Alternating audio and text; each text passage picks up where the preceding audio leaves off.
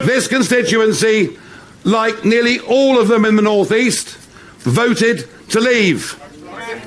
But this constituency, like nearly all of them in the North East, is represented by a Member of Parliament who is fanatical about forcing you to vote again in a second referendum and overturning the result and making us vote Remain.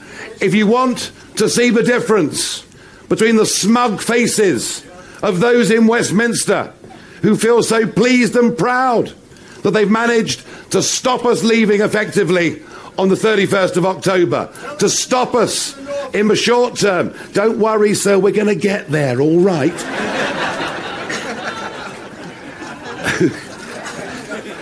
Who feel so smug and content they've even stopped us in the short term having a general election. They think in London SW1 they're doing a great job. Well, I suggest they come to Sedgefield. I suggest they come out to the country where they will discover that we are disgusted by their behaviour.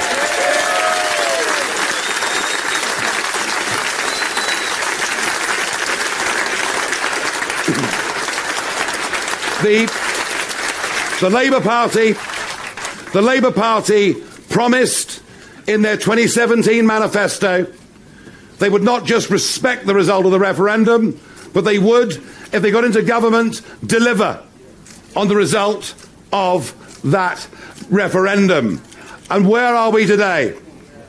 We saw Emily Thornberry.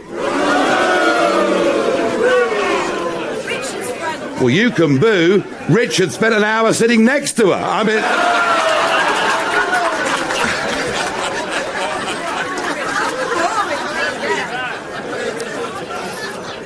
So the Thornberry policy, and it's brilliant, isn't it? Brilliant.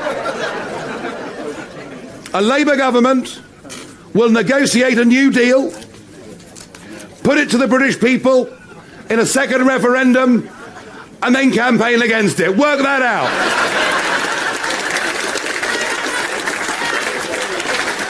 I mean, you couldn't make it up, could you? Then we had Mr. Corbyn yesterday at the TUC telling us that a Labour government will now, despite all their pledges and promises to the contrary, a Labour government will now hold a second referendum and give us the choice between Remain and what he calls a credible leave option. What he means is it'll be Remain or a version of Mrs May's appalling new European treaty that rightly was voted down 3 times by Parliament. Corbyn, if he wins the next election, doesn't even want to give us the option in a second referendum of genuinely breaking free. And that to me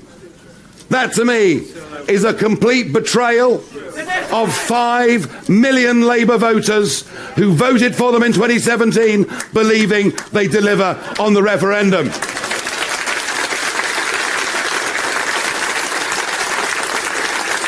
To be in no doubt in these northern constituencies, most of which have been Labour forever, be in no doubt that we will be in an all-out political fight with a Labour Party who've broken their word, lied to the people, betrayed many of their most traditional voters. We are in an all-out political war with the Labour Party, and quite right too.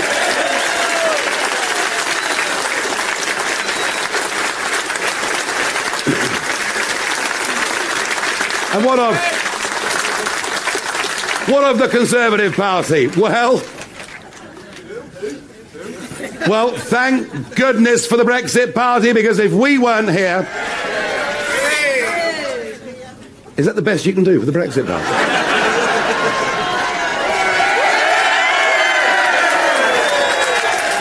Are you ready?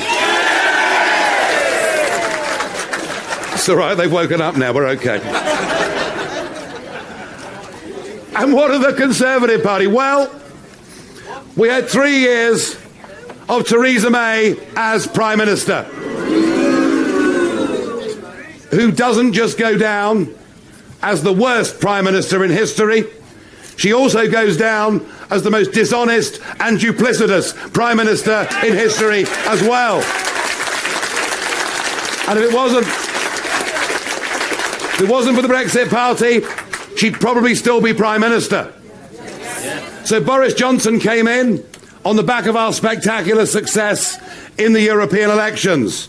And Boris began by injecting a bit of energy and a bit of optimism into the job, much needed, and indeed saying many of the right things, indeed parroting much of what we'd said during the European elections. I thought, well, you know, imitation is quite a nice form of flattery in a way.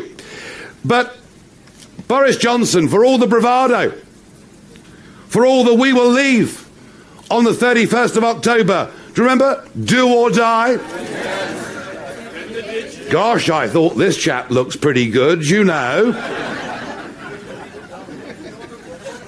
Even said he'd be prepared to die in a ditch, not to extend. And yet, what is it we're now beginning to hear from Boris Johnson? We're hearing that it is now the overwhelming priority of this country to get a withdrawal agreement, by which he means Mrs. May's withdrawal agreement with a few changed words around the backstop. Even without the backstop, that withdrawal agreement is a new European treaty, binding in international law, under which we will never become a free nation. We will never become a genuine independent democracy. And if Boris Johnson carries on down that route of trying to force through that withdrawal agreement, of trying to tie us to European rule books with no say, for goodness knows how long to come, that will be. He might think he's clever. He might stand up and say, I've delivered Brexit, if he forces it through the House of Commons, but it will be nothing more than Brexit in name only, and nothing less than a betrayal of this nation.